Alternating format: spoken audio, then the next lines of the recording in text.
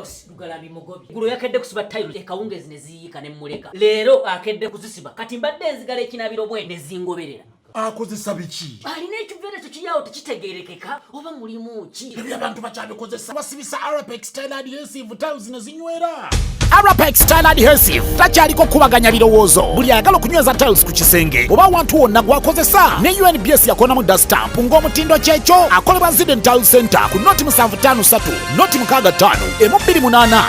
Gonza musindika ya sente eri abagalwa abo mu nyaffe Uganda ng'okwisa enkola ya tap sendi enkola eno nnungi ate nga yeesigika kati genda mu simu yo odownloadinge app ya tap send TAP olwono nawe weeyunge ku mpeereza ennungi mu kusindikira abagalwa abo kozesa promo code Kasuku nga toyawuddeemu abali mu UK ojja kufuna pound 10 Europe ojja kufuna euros 10 USA ojja kufuna dollars 10 Canada ojja kufuna dollars 10 ate nga kino kisinzira mu nsi mw'obooli kati gwabadde atawaanyizibwa mu kusindika ensimbi eri abagalwa abo okumanya ebisingako okufuna app ya tap send ebifudde byangu nga tukusindikira abagalwa baffe ensimbi mu bwangu ddala. Shukra Herbal Solutions katwe faba kubuka mu kujjanjaba endwadde ez'enjawulo nga tukozesa eddagala ery'obutonde tukuwa eddagala erisembeza amagi gwatazaala tulina eddagala lya 3-in-1 muwoomya supu taiti n'akabugumu tulina eddagala lya kabotongo ne syphilis nga bino tubijjanjaba ne biwonera ddala tulina ka tube cleanser nga kano kayoza enseke tulina ka water syrup nga kano kasumulula taapu ate nga abakyala twabaleetedde ka taiti piuzi ezijjanjaba infections ez'enjawulo nga naawe omwami ayagala okulwa mu kisaawe twakukoledde ka jab ointment tulina slimming pills nga namwe abenyooma mu size tukuweera ddala eyo size gye weetaaga ate nga naawe omukyala ataweebwa twakukoledde kabuweebwa akakugulirawo emikisa tulina ne ka return oil akakomyawo omuntu wo kubira aba Shukra Herbal Solutions katwe ku nooti 751 84 43 14 beba Shukra Herbal Solutions katwe.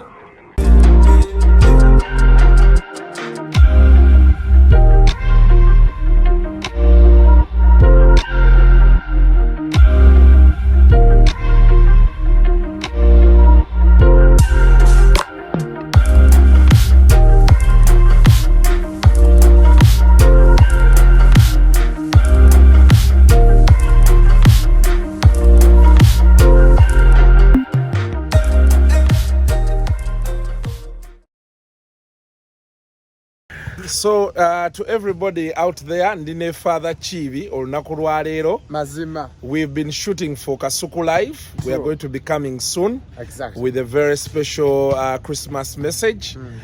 So to everybody out there, Merry Christmas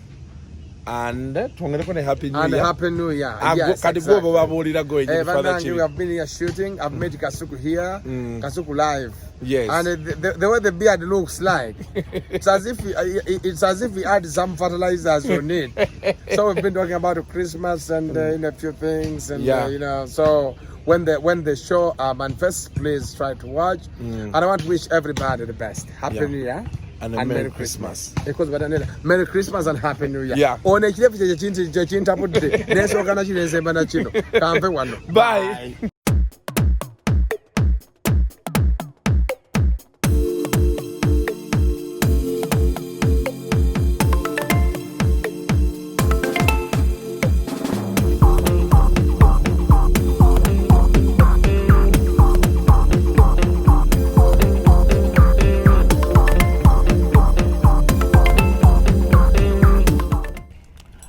Yeah, welcome to yet another edition of Kasuku Live.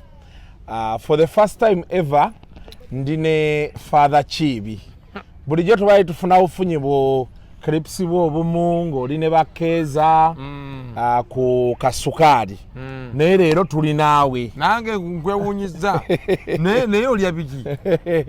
Nyama bakatu kitulya nyama. Kulengera nga otambula ne mwami katolu bwama. Muli mu mpombo kati kulengera ndabikayo ndabe eri kuzira basi. Ekire bolinga kitaka ebijimusa.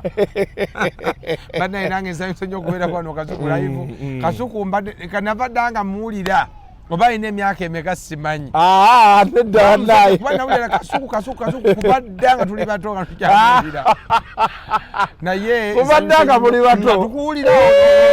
Abadde nkebera engalo naye tekuli mpeta kale nisobera. Nebe n'abambi mbuuza edda. Naye mwenna bannanga abagobera Kasuku Live. Mwe bali mubeererawo. Omanyi mu Uganda bintu byakuyambagana. kati osharinga likes naaweza nga bw'omanyi message yaffe bwe tuba tugiwadde etuuka eri abantu bangi nnyo so mbalamusaako mu linnya lya Mukama waffe Yesu Kristo era mwebale kubaayo Mukama yebale bakuuma. Yes. Olunaku olwaleero tugenda kwogera Christmas. Naye njagala nnyo message yaffe abali wano mujja genda mu zichurch njagala twogere nnyo n'abantu abali wabweru w'eggwanga abatasobodde kubeera nti bajja ewaka ennaku enkulu bagenda kubeera bokka. Omanyi olumu okujja kati kyetaagiza nnyo weereza ssente ate bo kakati bo abeeri tunaabasabira naye anyway ekyo mbadde by the way naye Christmas lunaku lukulu era mu Luganda tuluyita Ssekukkulu. Nze njukira nga tukula lwe lunaku olwo okutwalyanga ebifi by'ennyama nga 5 babikuwa n'ofa nabyo by'ennyama emmere kwabeerangako buli kimu kyonna muceere nkoko nnyama biki byonna taata yalundanga ne ssekkoko zaafanga ku olwo gamba Ssekukkulu lwe lunaku olukulu ddala naye ozirya ssekkoko siryangako ku ssekkoko ewooma manyi bw'otambula oyiga kati ssekkoko nayo jagigezaako naye nabaddeko e Bungereza omwezi 2 emabega ekinyonyi kye nasinze okuwoomerwa nkofu kyeki mu Luzungu enkofu guinea-fowl ebyo ebinyonyi ebyo birungi esinga n'enkoko naye anyway kamaye kwogera Christmas eno kigambo kirimu ebigambo birimu Christ ne mass kati mass kitegeeza celebration oba okujaguza then Christ Jesus Christ so Christmas is celebration of Jesus Christ Christmas eno ebyafaayo byayo biwanvu nnyo era sobola kubyogera wano naye basically Christmas balujja mu bikujjuko ebyabangawo ebyali ebyensi naye nga byalimu okusinza bakatonda ab'enjawulo naye era kati waliwo katonda oli yali w'amaanyi ennyo gwe bayitanga Sun God nga entegeera yaabwe yemu yengeri gyotegeeramu katonda olunaku olwaleero kati ne bagezaako bigattagatta paka we byatuuka mu Bukristu ne tubeera nga tukuza Christmas ng'olunaku olw'Obukristu antukuza amazaalibwa ga Mukama waffe Yesu Kristo naye nga baakuzanga amazaalibwa ga katonda gwe bayitanga Misira gwe balowoozanga nti yavanga mu Roko yali w'amaanyi nnyo ddala era ebikujjuko ebyabanga mu budde buno abantu baalinga bava mu winter nga babadde beekwese babadde maka gaabwe babadde mu musino kati ng'agenda ataataamu ng'abantu baddamu ne bakuŋŋaana ne basanyuka ne basala ebisolo era mu budde buno babeerangawo katonda wa agriculture obudde buno emmere yabeeranga nnyingi nnyo abantu ne balya ne basanyuka anyway mu bufunze luno olunaku lwa Christmas yandibadde family day lwe lunaku lwe tuwuliza abeeka mu ngeri y'okutuukayo ne tubawa ku ssente ne tugenda n'omugaati ne tugenda n'omuceere ekyo kimu then ekyokubiri tusisinkana abantu baffe maama taata ab'eŋŋanda zaffe era olunaku luno abantu abamu balumala nga bazzeeyo mu byalo ne bagendako ewajjajja ne bagendako ne balukuliza oba ne balukuliza wa muganda waabwe oba omukulu waabwe ogamba basically lunaku lwa family day abantu balyamu ne basanyuka naye era mu budde bunedda olunaku luno gye lwava waabangawo obudde buno abantu abankuseere baalyangako ng'abalangira n'abalangira ne balyangako ng'abankuseere abantu bonna abagagga abaalinga mu kitundu bakkirizanga abaavu okujja ne bakonkona ku bikomera byabwe ne babawa buli kye balina era bayingiranga mu nnaku nga zino olunaku luno olwa 25 babeeranga nga bali aweya nti abantu abaavu bagenda kujja bakonkone ku mageeti gaabwe ne mayumba nga bakonkona bati kasuku obeera nga oli mugaga ku kyalo olukonkona tubabuuza kye baagala olina kufulumya buli kyonna kyonna kyolina ekyebbeeyi nokibawa nobawa mugende namwe munyumirweko era abantu ababbanga ssente z'eggwanga emirembe egyo beeyambisanga akadde kano okuddamu okuwa abantu nga balinga bakola atonement olw'ebibi byabwe n'enjasisizi guno obudde omuntu yenna omugagga mu ggwanga muno omanyi muno obadde ku ssente obba ng'obadde olya nga naye kimanyi sente ezo tizibadde zizo sente zibadde za oba za banaku oba zaki ng'olina obukumpanya bw'okoze bwe buno obudde okwateko ku sente oweeko ku bantu abanaku odire ku kyaleeka ogulire otente abantu abalina ku sente mukama ng'akuwadde buno obudde wanadde osobola okutta ente ngezi nga 3 n'ogabira ekyalo buli maka n'ogabayo kiro z'ennyama so mulimu ne giving back okuddizaako abantu so basically Christmas eri awo era ng'abantu mbasaba buli omu Christmas ogire n'abeeka buno obudde oba olina omwana wo ng'alimako bagaawo oba wamuzaalawo oba wamuzaalawa buno obudde wuliza abakazi bo ne ba ex bonna nga babuliddemu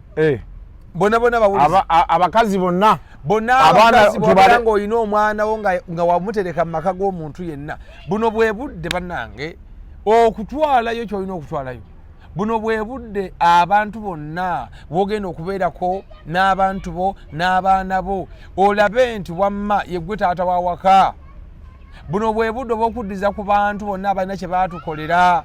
nga we nabe ku WhatsApp kali kasitore nti omwana bamugoba ku ssomero yali agenda nga naye ng'ate okuddeeko abazadde baali bakambwe n'afuna omukyala awo mu tawuni agenda amubeererewo nga mukadde we kati bwe yatuuka edibasa n'amubuuza nti no erinnya lyo gwani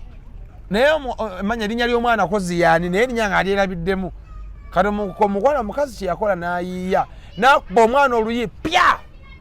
n'amugamba ngusasulire fiizi ate n'okwogera amanya go n'ayogera nti namugamba tokuba ayogera erinnya lye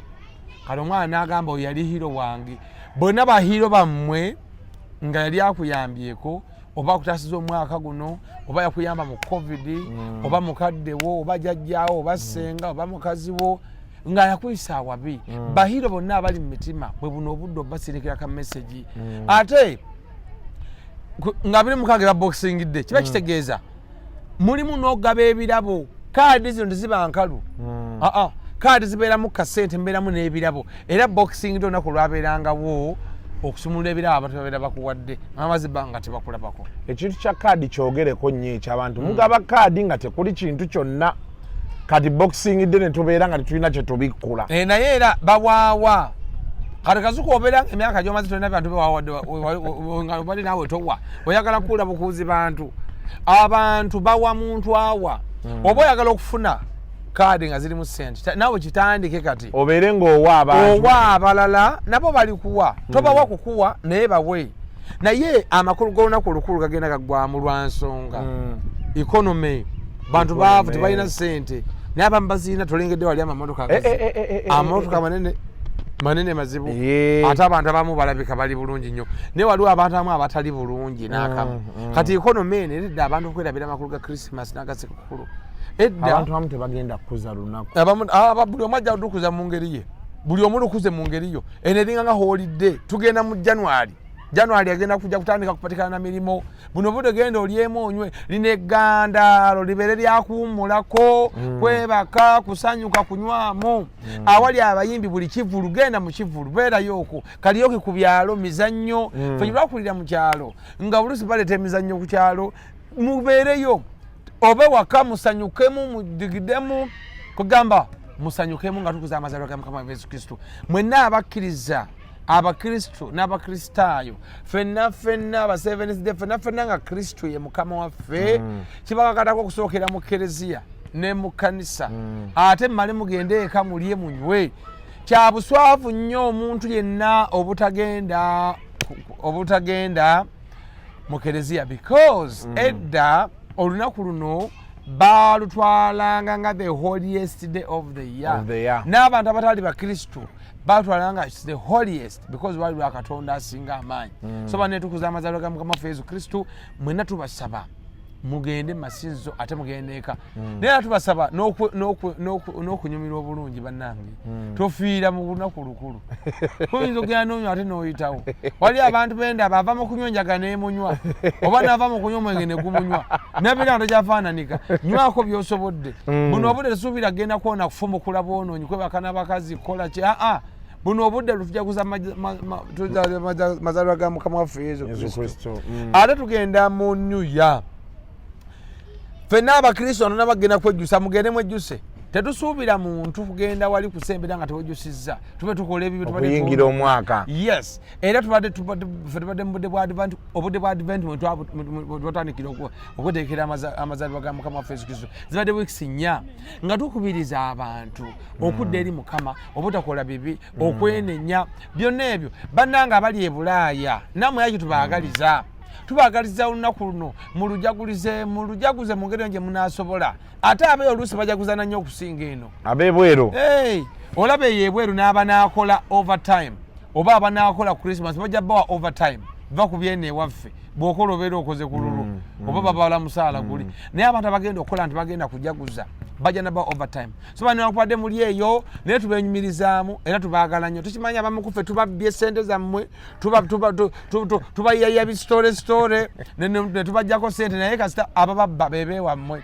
era ati bwakubba ogusooka era oyiga neno era kaleko akubba mwayonkalimu ne bannanga okusanga kajoba tomanyi nakunyaga ssente kirumanyi okusiruba nnyo naye kati abeeko babe bababbanga mwayonkalimu ekyo kireka nogamba Mukama ezo nziwaddeyo nga charity naye oluddako obeera omuyize temukowa kutuyamba ne Christmas oba osobola bayambe bajaganye kubanga munnange bwazaalibwa era gy'oli kyebayimba katuyimuze tuyimbe n'ennyimba kyekyo omwana wa ssebo Yesu azaaliddwa kyekyo gende mu kkanisa abalala mu kereziya ate bannange buno obudde even mulimu okwebaza Mukama nti okyali mulamu kati kazuku yuno olinganga bana bakola mu parliament nkulaba endabika eri ku sitabasi olubuto olukoma kalangala kale mwe mulina okwebaza Mukama ne kunako olukulu okuleta ekiweebwayo ekiwera kwebaza Mukama endabika eri ku sitabasi omanyi wali abalyanga tebagejja lumu nabuuza omusajja bagamba alya nnyo emmere nembuuza nagamba muno nyina ebyenda biwanvuko okusinga ebyammwe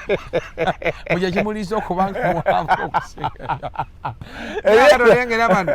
walabya naye kulengera nga oli mu mpombo n'omuntu omu gwe sijje kozi namwogedde osanga zezikugejja n'ekirebo olinga kitayako ebigimusa kakati bannange nga tugenda mu nnaku enkulu tujjukire okuba ne famire okuwasa okuzaala abaana awo ennyini we mbadde nyakisinga oteekesira ogenza okukaddibwa kati bonna abakadde nga tolina muntu n'omu ali mu magezi ku nsi oba ogenza okwenabulira mu kiyumba banno bajaganya ate otugenda tugwamu amaanyi kati this concept of family tandika bukyali wasa zaala abaana bo baweerere obeere ng'olina something you have created in this universe tokkirizanga kuva ku nsi ng'oli nga bwe wajja omu n'ovaako muno vaako ng'olina kyoleseewo wasangako ebintu funa kyoyongerako naddala abaana ng'obazaale n'obagonjula bulungi nnyo oleme kubaleka kugenda bugenzi bwe batyo ensi batwala now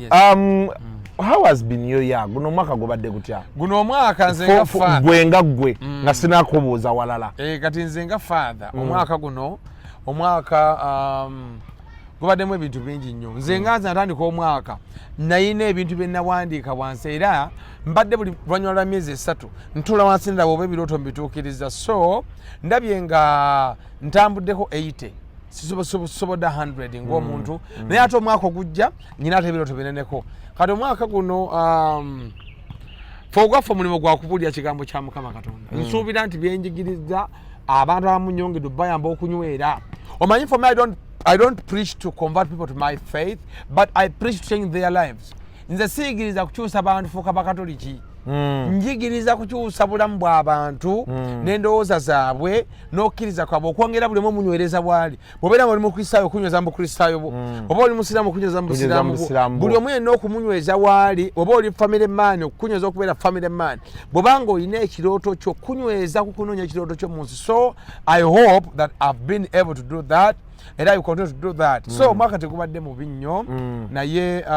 sobodde okukolako byenkozeeko this year era nebaza Mukama ate ko eri gyova empigi omwaka guno twamenya kereziya ey'empigi twagimenya nga mugwokuna mugwokutaano awo netandika okuzimba mugwokutaano awo guggwako netutandika era ebisenge biri waggulu nyumba yajja kuba yakalina kyaki era bwe mbayita mujje munyambeko okuzimba katuzimbye naye ne banampigi omanyi banampigi bantu bakozi ate bandabira temundaba lwakuba nze nsalawo eyiti nya discipline mu byokulya siringa nga abantu abamu wano besijja kwogera nze ekintu kyawayita ekyo kyesibyeko ate nkulaba nnyo ne mu shows zo ana omubiri gukuume nga ogusobola ate kasuku nkulabe gwe tokola na dduyiro omubiri gwonna gwonna gulinga gw'abakazi genda okole edduyiro kubanga ndaba bwonyiga omubiri gukkirira ebinyamanyama bino bwogaddiwa bigwagwa nonaabanga obyola buyoosi olina okugenda bera physical bakuzaalanga oli munene naye olina okulamu n'okola dduyiro so that you are physically fit obutono buyamba ng'okaddiye n'okwesobola olinga kati abazanya oli yenkana nganzi ono omuwala ali manya singa yitakola singa ali ddabo naye anyway tubadde ku bantu bannampigi nti ab'empigi balungi nnyo era bandabirira naye tubadde ku mulimu gwa church ate twabagamba ensonga ne bagitegeera ne babeera supportive gye tuli so tuzimba pade nyiza okuzimba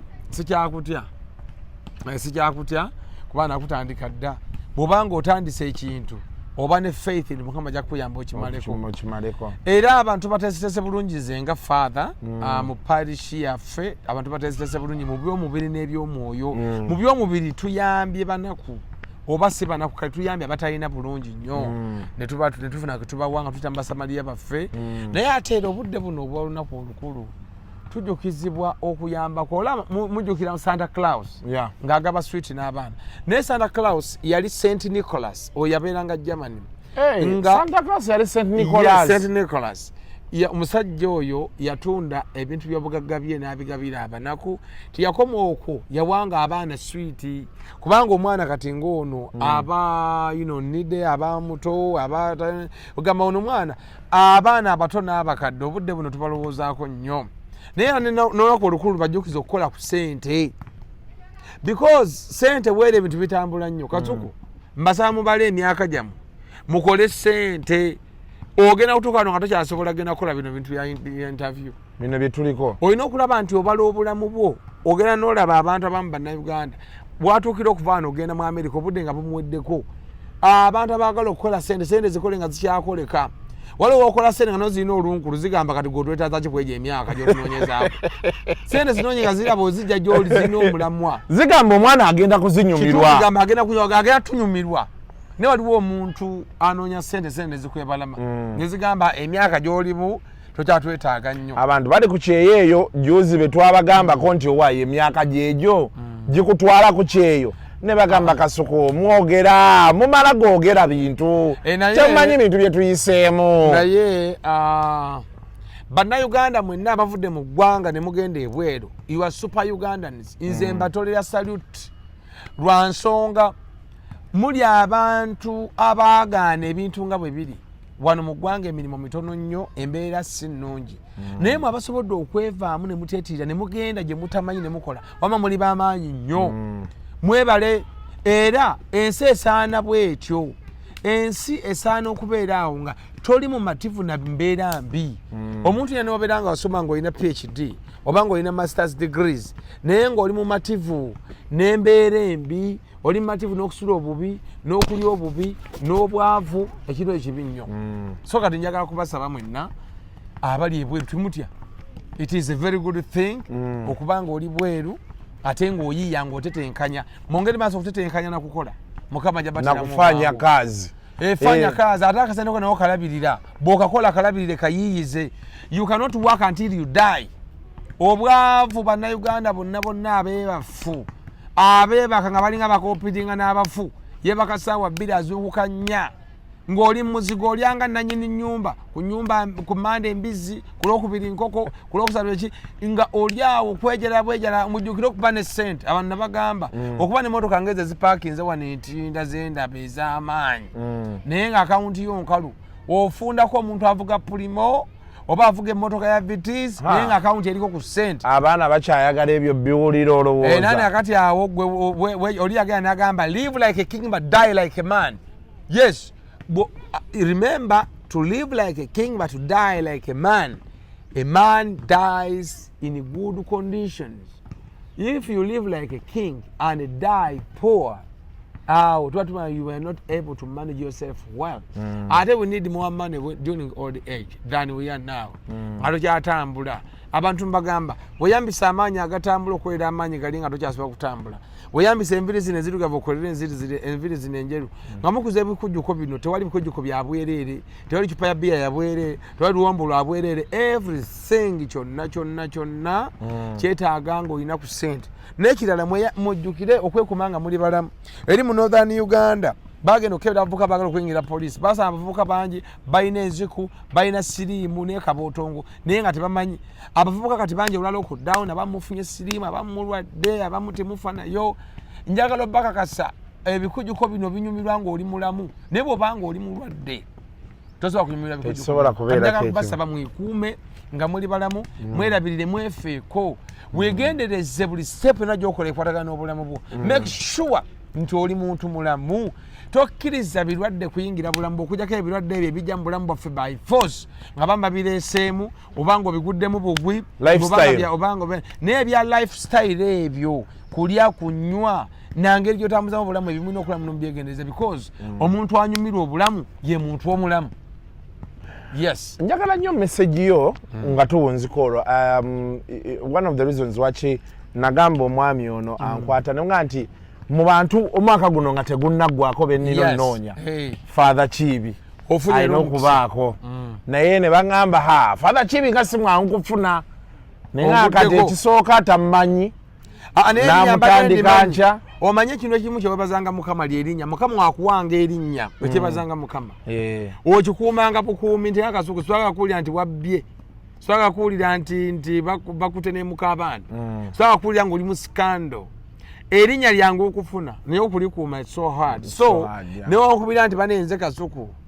Kasuku nsobola okujja because your name sounds. Yes. So what I was trying to say was nasoka kulabawo mu biseera bya radio awo wetumuziikira nga you are urging people because you know most people message eno nga boogambye olusi message esobola kwanga nnungi but how you deliver it. For example bw'oba tutudde kati nga wano abantu asinga olaba channel bali wakati w'emyaka 18 n'emyaka 45 twogedde tutya nabo era owulira message yo ogipackaginga oyogera ku family and by the way njagala kwebaza nnyo most of your interviews I've seen you have a lot of emphasis ku kigambo family kikulu. Kasuku olina abaana bameka? Nina abaana bana. Olina omukyalo omu? Olina empeta? Sinagifu. Oli wa ddiini ki? Ni Mukatuliki nze Isaac Daniel osabirawa? Bukoto. Lwaki nabagattibwa? Ekyo ngenda kirowooza. Atali kukirowooza emyaka gyegyo bino ebyakutuuka myaka obagatta n'ofuna amasopulu ng'ofuluma ekereziya situgenda bikkiriza gattibwa kati ogatta abakadde oba olina okukyusiriza ali mu bintu ebyawandiikibwa olina obikyusirizaamu bateekamu bazaale bawangaale ebintu okujja mu kyaki ng'okonfusinga ekitabo g'abazaale mwamalayo dda bawangaale mwawangaala dda obeera otya ati obadi mukatoliki waffe gattibwa ekyo no tukimanye ne musajja mukatoliki wali ku sente ebukotaawe Bukoto waliwo yekamocha nasabirangayo nga tuli bato katwafuna eyaffe wano sente Andrew Kaggwa ogimanyi eri emabega wa Kabira togimanyi naye kakati obadde ngamba njogera nnyo ku family because nze mba njogera chronology y'ebintu ebikulu mu nsi the essential things in life.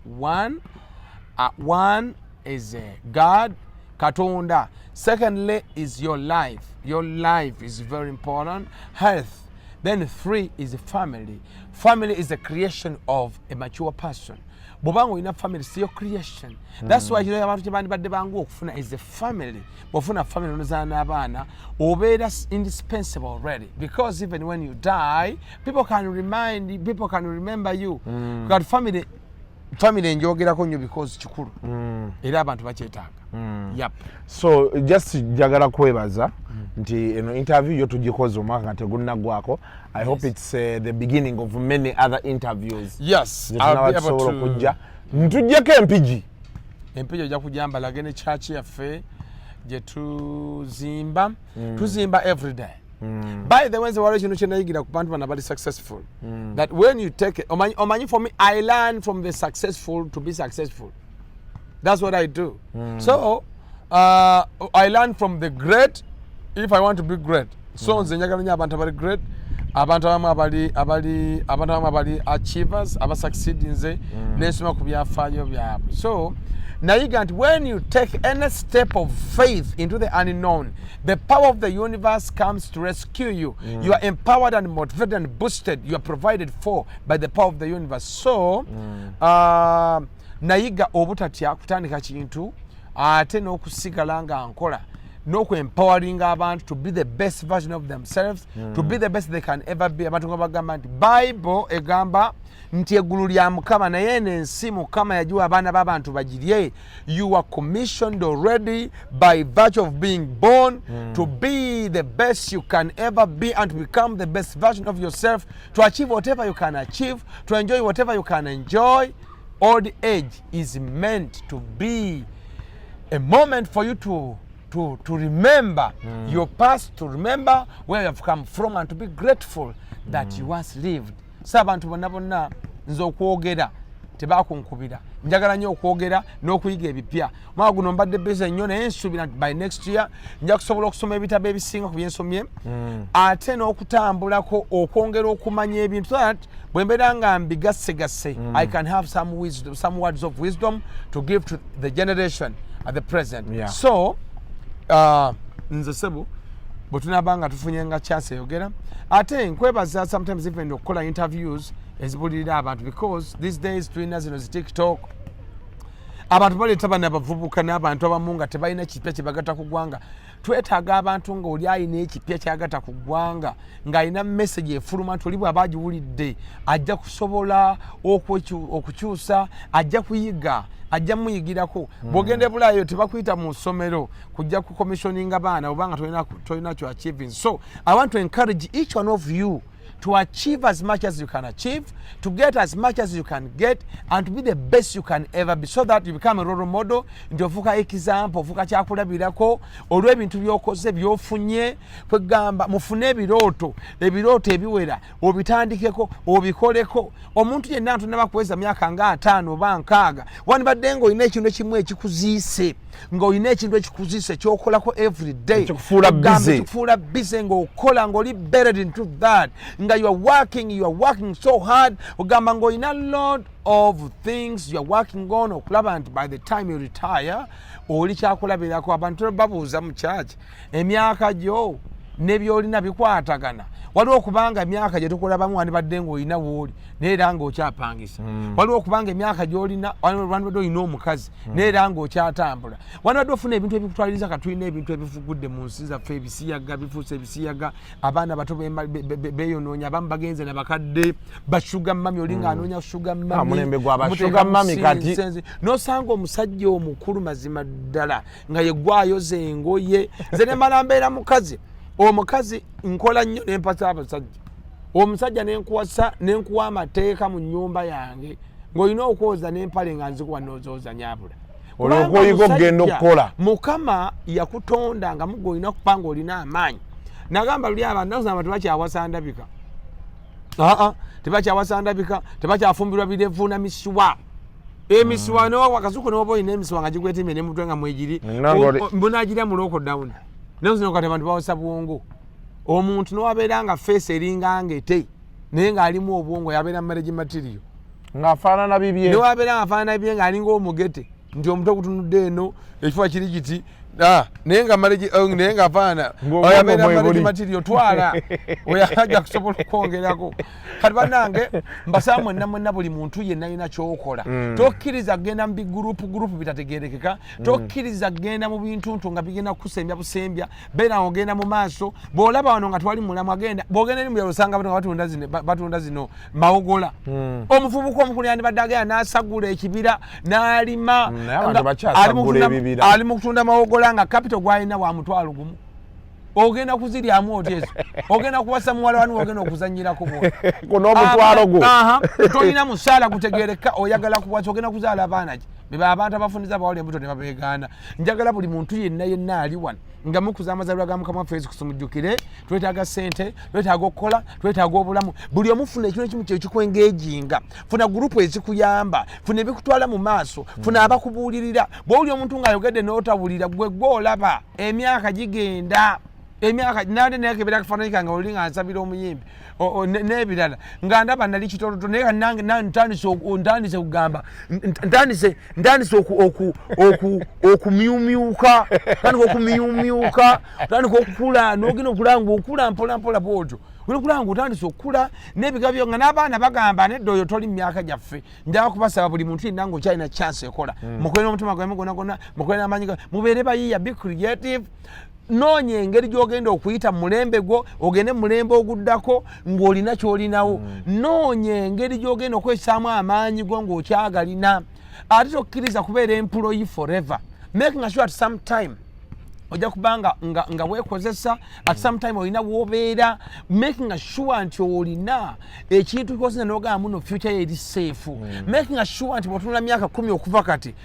ugamba oli safer than now otherwise if you're not safe ensi teyina kisa eri omuntu okusabiriza kuzibu nnyo mukulekere fe bafaaza olaba ssente bazimba faaza banaziwagga omuntu wa bulijjo kirumanyi bannanga okusabiriza kutowaza okufuula omuntu tategereka n'obeera ng'osaba muganda wo n'omuntu afuna akawumbi omwezi sente zigenda okujja nga zirina pulaani yaazo tokkirizanga essuubi lyo okubeera mu nsawo y'akasuku kubanga akasuku aba n'ebizibu bye osanga priority mukazi naye ate priority yo kuweerera baana yakutwala mwana ku ssomero ono ye nga ayagala mukazi ate aba mutuufu kubanga sente zazituuyanira soba naye mbasaba buli mukozesa emyaka gyo bulungi musobole okubeera ekyokulabirako. In other words, kola sente weeyagale. Sente zikuwe naye ate bw'ozifuna manya n'engeri y'okuzikwa olina wali woogambye nti kuzina ennaku enkulu lya ku sente zo sente ziryako naye ate waliwo abantu abamu nga sente tezijja kujja ne bonaakola otya kubanga nga ne mu bwavu bw'oli muzibu ng'emitwalo 5 gw'ofuna ng'omukazi wano banadda eka nga tosoboka oyingira z'olabye kakadde kamu awo toligaggawala nnyo naye abantu abasigala ne mugaggawala n'osigala ng'oli hambo down to earth omujja gaggawala abantu bonna mukama nga akulozezzaako n'akuwa ku sente ze wasaba naye nga mu myaka ena kakyanga ogaggawala wakazaala mu bakazi 5 ne bajjajjawo beeraliikiriva abaafa kaakati awo sente zinaatera okukuvaako beena abantu abamu abanafu ng'oli munafu toyagala kukola sente tezirijja okutandika okufuna miliyoni 5 sente zirina kumala kwetegereza nti you can manage it. If you can't manage, money can't come to you. Nebo sente nzibe obeera ng'omuntu abbye embwanga nkulu bw'obba embwanga nkulu n'etuuka mu kikomera ky'edduka n'eddayo ne bw'ogwa obugwi mu sente ne zijja naye nga tozituuyanidde zikuvaako obugagga bujja eri omuntu amanyi okukozesa obulungi sente bw'ozifuna tezikujjanga mu mbeera n'ogula ebimotoka bitafaananika n'ogula ebimotoka n'ozimba ennyumba nga eringa kasiido y'erubaga sigala ng'oli humble sente zikwate bulungi zi-investing zi-multiplying you will get more money. More money comes to those who know how to manage money well. Kaba kisifunikira nga mbagaliza bulungi byeri tukere sifunikira nga mbagaliza mikisa mu nsi muno mbagaliza buwangazi mbagaliza mirembe mbagaliza kubeera abantu balungi gye mubeera tobeera kizibu. Don't be a curse, don't be a problem, be a blessing to every person you meet. Write your name in the hearts of so many people as you can. Buli muntu yenna gw'osanga mukolemu impact, buli muntu yenna gw'osinkanayo gye mubeera gye mukolera gye musula, buli muntu yenna beera kyakulabirako, beera mukisa, beera ng'oli muntu ayagalika. Lwina nali mbuuza abantu mbadde mbabuuza mukyaki wali ngamba gatta bannange abantu abanoonya ababeezi mufumbirikika bane muwasika bane muzaalikamu mubeereka nammwe mukubika empeta ng'omuntu wabeera naabwe nti nga kasuku awulira emirembe tebakwekengera oli kiki oli biki obeera wa bane mubeere bantu balungi gye mubeera beera mukisa eri famire yo beera mukisa eri ekyalo beera mukisa eri abantu bonna abeera muntu mulungi mu nsi Mukama ajja kuwa emikisa because obugagga butandikira mu mutima. Abaana bonna abagaggawala mu maka gye bava butonga bawuliza bakadde baabwe, bava butonga baana bayamba bato baabwe, bava buto ng'era Mukama amanyi bw'anaamuwa obugagga ajja kusitula abeewaabwe. Bw'olusanga famire mulimu abantu nga 8 ng'abagagga bali 3 abo abantu baava dda Mukama n'abalabamu omulama. So be a gift to the universe. Remember, you matter. Remember, you are significant to the human race. Mukama Katonda bakuume abampera omukisa. Kamba sabira omukisa atemba kamba sabira Sara mbawe n'omukisa.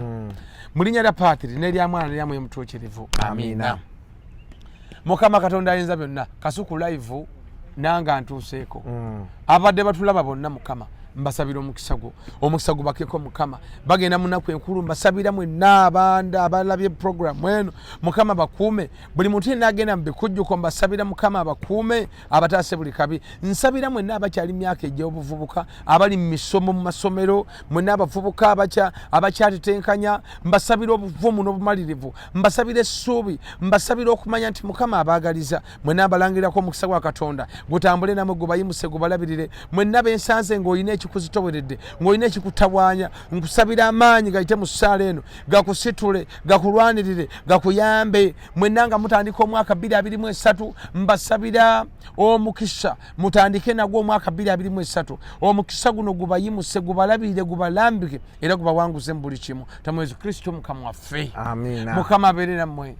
abwe n'omukisa Patiri ne mwana ne mwoyo mutuukirivu gubakeko gutambule namwe gubakuume gubataasanga buli kabi gubagaggawaze gubawangaze Kasuku live omukisa guno gubene mu Kasuku live oyonge kweta abantu abanayamba eggwanga okugenda mu maaso era omukisa guno gusigale namwe bulijjo emirembe n'emirembe. Amina. Tweyanza nnyo tweyanzige Father Kiibi webale nnyo ssebo. Kale ssebo mpulidde nkuwulidde yogana ni stop ninga yamina ka radio mubeere bulungi mweraba enkuuko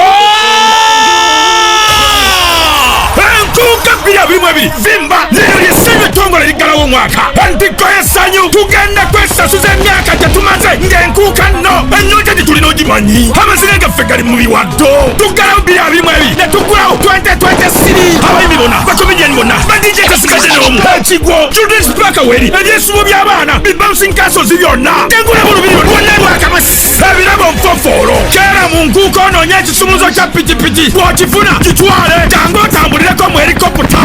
ukulabona embandi ku maca lukoba ku lukoba tunyanyagiza emirere onoowulira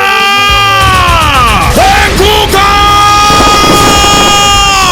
kulya kusanyuka kucakala kuvimba enkuuka 2022 vimba mujjajjebulirako n'abazzukulu buleeta ebiwalabi obulungi bunnuma bimalayika ebiwoza lipititife namaani emmaani ebiwalabi GMO ebyakola hipso zagano kubalansinga mujja munkuuka 2022 vimba okuyingira kwa mutwalo kumugoka ate abato abakadde abalina obulemu abalonga abafaanagana n'abanene abateesobola 5 zokka VIP emitwalo 4 emmeeza yakakadde kamu okulinnya nnyonyi emitwalo 4 ekitosibwako kya Basafama byagidwa PBS Samona Products Aviation Uganda Leading Distillers Fast Bridals MTN atwalo ne bitegekebwa Luba Events